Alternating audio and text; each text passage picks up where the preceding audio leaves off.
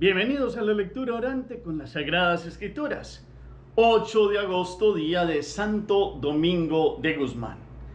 La iglesia mira a un hombre de una santidad muy grande, de un hombre comprometido con Dios que ha nacido en Burgos, en Caleruga, en el año 1170, fue canónigo regular de Osma y después, consciente del peligro de todas las herejías que se vivían en Francia, emprende la tarea de irse allí a evangelizar y a enseñar la sana doctrina. Y después, con unos compañeros, va fundando la Orden de los Predicadores. Su ideal es esta predicación de Jesucristo muerto y resucitado, y acogen la vida del estilo de pobreza. Muere en Bolonia, en Italia, el 6 de agosto de 1221. Santo Domingo Guzmán es un hombre que ha amado a la Santísima Virgen María y ha sentido la emoción de toda la invitación de ella de promover el rezo del Santo Rosario, de comenzar a meter o enseñar, digámoslo así en el buen sentido, en el corazón, meter esta devoción de toda esta dulce melodía a la Madre de Dios, las palabras que le ha dicho el ángel, las palabras que le ha dicho su prima, y el segundo momento del rosario. Después llegará a completarse toda la oración del Ave María con el Padre Nuestro, y así reemplazando los 150 salmos. Entonces los 150 Ave María repartidos en los misterios, primero pues los gloriosos, gozosos, dolorosos, y después ya más adelante en nuestra época se han llegado a meditarse los misterios luminosos. Pero desde esa época, ya para aquellos que no tenían el latín y rezaban los 150 salmos, pues bien empezó a darse la devoción al Santo Rosario. Y son los dominicos, con Domingo de Guzmán, un hombre consagrado a la Santísima Virgen María, que ha venido a enseñar esta dulce melodía y a meditar los misterios de la vida de Cristo.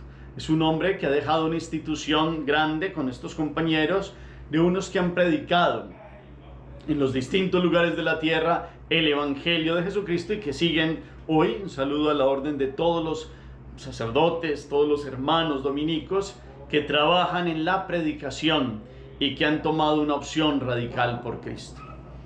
Para este día la iglesia nos presenta al evangelista Mateo, hoy en el capítulo 16, versículos del 13 al 23. Escuchemos. En aquel tiempo llegó Jesús a la región de Cesarea de Filipo y preguntaba a sus discípulos: ¿quién dice la gente que es el Hijo del Hombre? Ellos contestaron: unos que Juan Bautista, otros que Elías, otros que Jeremías o uno de los profetas. Y él les preguntó: ¿y ustedes? ¿Quién dicen que soy yo? Simón Pedro tomó la palabra y dijo: tú eres el Mesías, el Hijo de Dios vivo. Jesús le respondió: dichoso tú, Simón, hijo de Jonás, porque eso no te lo ha revelado nadie de carne y hueso, sino mi Padre que está en el cielo. Ahora te digo yo: tú eres Pedro, y sobre esta piedra edificaré mi iglesia, y el poder del infierno no la derrotará. Te daré las llaves del reino de los cielos. Lo que ates en la tierra quedará atado en el cielo, y lo que desates en la tierra quedará desatado en el cielo. Y les mandó a los discípulos que no dijesen a nadie que él era el Mesías. Desde entonces Jesús empezó a explicar a sus discípulos que tenía que ir a Jerusalén y padecer allí mucho por parte de los senadores, sumos sacerdotes y letrados, y que tenía que ser ejecutado y resucitar al tercer día. Pedro se lo llevó aparte y se puso a increparlo: no lo permita Dios, Señor, eso no puede pasarte. Jesús se volvió y le dijo a Pedro: quítate de mi vista, Satanás, que me haces tropezar. Tú piensas como los hombres, no como Dios. Palabra del Señor. Gloria a ti, Señor Jesús. Pidamos hoy la luz del Espíritu para que podamos comprender esta palabra. Digámosle: ven, Espíritu Divino, manda tu luz desde el cielo, Padre amoroso del pobre, don en tus dones espléndido, luz que penetra las almas, fuente del mayor consuelo. Ven, dulce huésped del alma, descanso de nuestro esfuerzo, tregua en el duro trabajo, brisa en las horas de fuego, gozo que enjuga las lágrimas y reconfortan los duelos. Entra en tu divina luz y enriquécenos por dentro. Entra hasta lo más profundo del ser. Entra con unción, con gracia y con toda la comprensión que nos puedes dar de tu palabra. Sana, salva al que busca salvarse y danos tu gozo eterno. Amén. ¿Qué dice el texto? Capítulo 16 de Mateo, versículos del 13 al 23. ¿Dónde llega Jesús? ¿Qué pregunta le hace a los discípulos? ¿Cómo contestan ellos? ¿Cuál es la serie de formulaciones que ellos hacen? Él les devuelve la pregunta a los apóstoles. ¿Quién responde? ¿Qué termina diciendo? Y después Jesús dice, bueno, ahora yo te digo, ¿a quién le habla y qué le dice? Y le da ahí una potestad y ha simbolizado con algo. ¿A qué se refiere? ¿Qué les manda después sobre esto que acaba de decirles? Y parte ahí el evangelio en una primera mitad. Después dice, desde entonces empezó Jesús a explicar. ¿Qué explicó? De ahí en adelante. Que tenía que pasar qué cosas. Pedro se lo lleva aparte y ¿qué le dice a Jesús? ¿Y cómo le responde Jesús? Hacemos la pausa. La palabra resuena. La segunda lectura, usted y yo tomamos el versículo que más haya hecho arder nuestro corazón. Una expresión, un gesto, una palabra. Coloquémoslo allí en el chat, un eco. Usted dice, a mí me hizo arder el corazón este versículo. Lo colocan allí.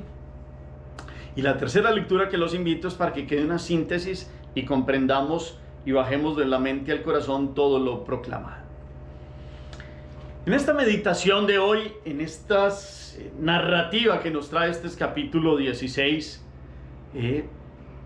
hay un momento importante y es una pregunta fundamental. Y previo a eso, pues en esta pregunta después Jesús dará un anuncio fundamental también. Entonces, cuando van hacia el norte, la región de Cesarea de Filipo es al norte, más arriba del lago de Genesaret o del mar de Tiberíades. Tienen que llegar a una región donde ya empieza una alta montaña de la zona, y allí no gobernaba Herodes Antipas, sino Herodes Filipo, medio hermano. Y en esa región van caminando y Jesús les hace una pregunta que los pone a pensar. ¿Quién dice la gente que es el Hijo del Hombre? Y ojo con esto, cuando un hebreo escucha Hijo del Hombre, ellos conocen esa expresión porque el profeta Daniel ha hablado de uno como Hijo del Hombre que vendrá, y después en estos días nos hablaba de esos tronos y de uno que está sentado en el trono, y a este hijo se le ha dado toda la potestad. Y entonces era una figura del Antiguo Testamento que muchos interpretaban de distintas maneras. Como Jesús se ha atribuido ese título porque es Él el Hijo del Hombre, el Dios que se hace hombre y toma la humanidad para hacer que el Hijo del Hombre volviera a ser, para que el hombre volviera a ser hijo de Dios. El Hijo de Dios se hizo Hijo del Hombre para que el hombre volviera a ser hijo de Dios. Esos apenas estaban comprendiendo esto. La gente veía que Jesús se atribuía ese término, pero pues veía los signos. Entonces, bueno, Él les dice, bueno, ¿qué dicen de mí? Y empiezan ellos a hacer un elenco. Unos dicen que Juan el Bautista, otros que eres Jeremías, otros de uno de los profetas o Elías. Pues es decir, ven que es un profeta grande. Desde Malaquías casi que se había cerrado todo el profetismo antes de que llegara Juan el Bautista, que fue el profeta que preparó el camino, el siervo que está preparando para que invitaran a allanar los corazones, a prepararle el camino al Mesías. Pero ya está el gran profeta de profetas. El Mesías para ellos sería el profeta prometido. Entonces unos lo van identificando con los profetas antiguos. Y Él les devuelve la pregunta, bueno, ¿y ustedes quién dicen que soy yo? La gran pregunta al corazón de unos que han venido caminando con Él, que lo han visto hacer muchos signos. Él les dice, bueno, ¿y qué dicen ustedes que soy yo?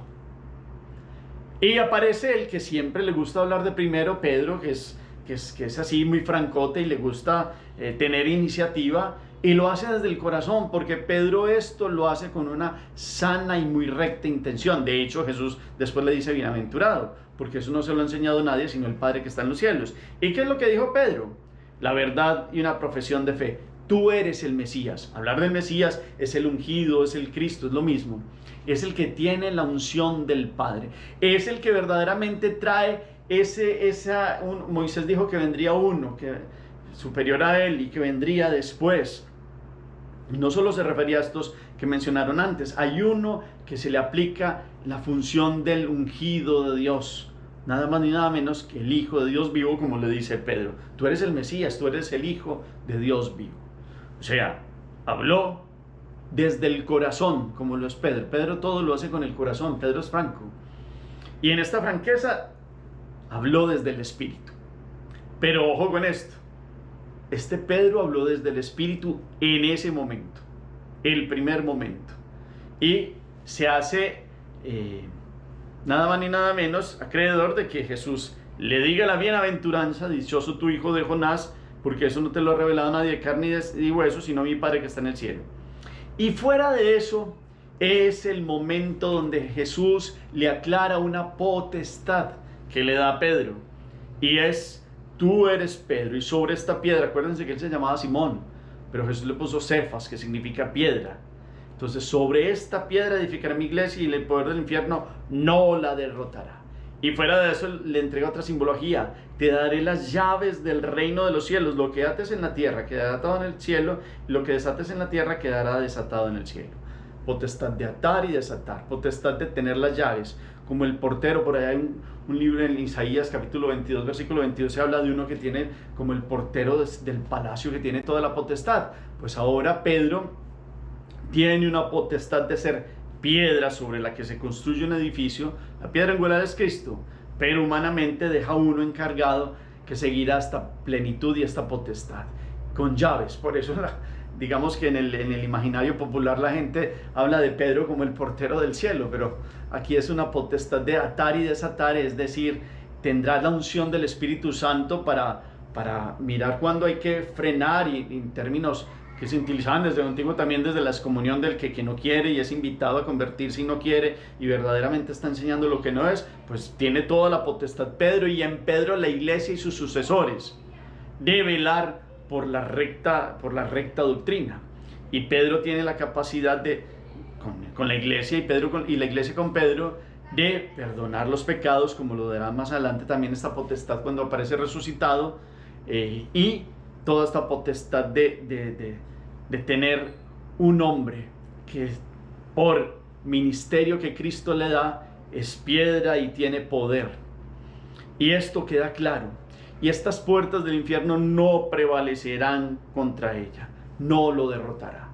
Y es clarísimo, la iglesia ha vivido el vaivén de los tiempos, y esta barca de Pedro se ha zarandeado y ha vivido un montón de situaciones, y ahora también. Y muchos que han querido hundir la barca de Pedro no han podido, ellos ya murieron, y la iglesia sigue, con las dificultades, con la parte humana de nosotros, pero con la fuerza del Espíritu y con esta promesa. Eso es parte de esta meditación, que yo los invito a que veamos esta potestad de Pedro. Y el otro hilo conductor es: Pedro hizo muy bien, habló desde el Espíritu en el primer momento, pero en el segundo momento se le salió lo humano en el sentido de tropiezo, porque pasó eso. Se ve que pasó un tiempo y después dice el texto: desde entonces, más adelante, Jesús empezó a explicar a sus discípulos que tenía que ir a Jerusalén, que tenía que padecer mucho por los importantes pues de allí, y tenía que ser ejecutado y resucitar al tercer día. Y entonces ahí a Pedro lo que hizo con la mano, lo borró con el codo. Perdón, eso es una expresión, porque el que había hablado por el Espíritu ahora hablaba muy humanamente. Y esto es una reacción muy fuerte de Jesús, y a uno le llama la atención, pero él lo debe hacer, porque es que no solo Pedro llegó a pensar eso, sino los apóstoles. Porque tristemente los hebreos, y como ellos son hebreos, tenían una mentalidad de un Mesías muy guerrero y triunfalista. Como que usted está hablando de cruz, y en la cruz van a morir los criminales y los malhechores, y cómo el Mesías va a venir para perder. O sea, como eso no. Pedro entonces empezó a pensar muy humanamente y como tratando de ser como un padre en ese momento para él, como aconsejándolo, no digas esas cosas como que eso no puede ser, como si tú eres el Hijo de Dios, ¿cómo vas a morir en una cruz? Etcétera, etcétera, etcétera. Y no podía comprender, y los otros con él. Y Jesús lo que hace es sentar un precedente, porque tiene que aclararle a los apóstoles que el Mesías es él. ¿Y por dónde va a pasar la salvación del género humano? Y cómo algo que es maldición, el morir en una cruz, va a ser la mayor bendición del mundo, porque no se va a quedar muerto, sino que al tercer día resucitará. Entonces Jesús le habla claramente: eres un Satanás. Y al decirle Satanás es decirle una piedra, pero no ya una piedra de construcción, sino de tropiezo, porque se atraviesa en el proyecto de Dios y piensa como un hombre y no como Dios. Y entonces esto nos dé a ustedes y a mí hoy un discernimiento. Uno puede muchas veces, como Pedro, hablar desde el Espíritu cuando quiere vivir en la voluntad de Dios, y puede escuchar de Dios esta bienaventuranza de bienaventurados los que viven en la voluntad de Dios y comprenden las verdades que el Espíritu revela. Pero también muy desde la humana, desde los pensamientos humanos, uno se atraviesa como un tropiezo cuando se separa de Dios. Y por eso el pecado es ruptura, separación de Dios. ¿Qué es un tropiezo? Es poner un obstáculo que frena una vía que debe estar abierta para el paso. Si Jesús es el camino, el pecado es esa piedra de tropiezo. Aquí Pedro estaba pecando en el sentido de su proyecto. No él, que le acaba de decir que es elegido para que tenga el espíritu, el discernimiento para gobernar el proyecto de Dios en la historia humana. Ahora se le salió el muy humano, que quería como poner un muro de división, que es precisamente lo que vino a Jesús: derribar todos los muros, derribar todos los obstáculos y derribar a Satanás y vencerlo, aquel que ha venido a hacer el tropiezo, creando en los corazones de los hombres división con quien los ha creado y quien los ama. Entonces hay que poner cuidado hoy con esta invitación para que le pidamos al Espíritu de hablar como Pedro, cuando hay que hablar como Pedro en el sentido de revelar para ti, para nosotros tú eres el Hijo de Dios vivo. Entonces, si es el Hijo de Dios vivo, ¿por qué ponemos tropiezos en el segundo momento como Pedro? Porque a veces nos atravesamos. Pasa mucho, pues esto es una imagen muy sencilla, pero va uno por carretera y aparece un bloqueo, porque por ejemplo aquí en Colombia, a cualquiera que se le da porque está protestando por no sé qué, cierra las vías, como lo está en este momentico una vía del departamento del Cauca. Y cada rato es así, o en la costa tristemente, porque les quitan el servicio público a unos y a otros, entonces vienen las vías de hecho y entonces impiden el paso, y eso genera un montón de conflictos y de cosas. Pues aquí es Pedro el que se pone como un tropiezo, porque el que acaba de ser elegido resulta que le dio por pensar como él, y no como Dios le había iluminado, porque el Padre le había iluminado para que hablara bien en el principio, y ahora resulta que Pedro supo ser Pedro en el sentido del modo de pensar antiguo. Entonces ustedes y yo, ¿cómo hoy esta palabra viene a hacernos meditar que Jesús nos tiene que hablar como Pedro, durito a veces cuando nos hemos apartado de él? Y esto fue muy llamativo, porque en un aspecto amplio de este evangelio, al parecer siguieron caminando y Pedro se puso a llorar y estaba triste, y los apóstoles vieron a Jesús muy fuerte con él. Y entonces Andrés, muy bello, el hermano de Pedro, se va y camina al lado de Jesús y le dice que lo perdone, que es porque él quiere lo mejor para él. Y entonces Jesús le dice que él le tiene que hablar fuerte a Pedro, porque él va a ser el que lo va a representar, va a ser el primero entre sus hermanos, y como primero tiene que tener claridad de la misión. Y eso es un llamado para todos. Aprovecha y le dice para todos, que en el fondo tenían pensamientos así cuando Jesús les dio este primer anuncio de la pasión, de la muerte y la resurrección. Y entonces hoy Jesús nos puede hablar al corazón y hablarnos durito y decirnos si Él nos ha dado la victoria, si nos ha dado la vida, si murió en una cruz y resucitó por nosotros, ¿por qué seguimos con tropiezos? ¿Por qué seguimos atravesándonos en el proyecto de Dios de la salvación que nos ha dado? Y también la otra pregunta es, bueno, entonces nos dice, entonces ¿quién soy yo para ustedes? Nos pregunta hoy Jesús, como le ha preguntado a los apóstoles. ¿Quién soy yo para ustedes? ¿Quién soy yo para ti? Nos dirá hoy Jesús al corazón. Y si podemos pedirle hoy con un corazón correcto, como en el primer movimiento de Pedro, le podemos decir: Señor, tú eres Dios, el Hijo de Dios vivo, pero ayúdame a vencer los tropiezos, porque soy como Pedro, que también quiero vivir mi voluntad y pienso como hombre. Pues sí, y alguien dirá: ¿somos hombres? Pues claro que sí, pero es que ya somos hijos, somos templos del Espíritu, tenemos la gracia santificante. Cuando se pierde la gracia, vienen los tropiezos. Cuando se viene el muro y viene la ruptura, se pierde esta fuerza de un Dios que vino a transformarnos. Hagamos oración.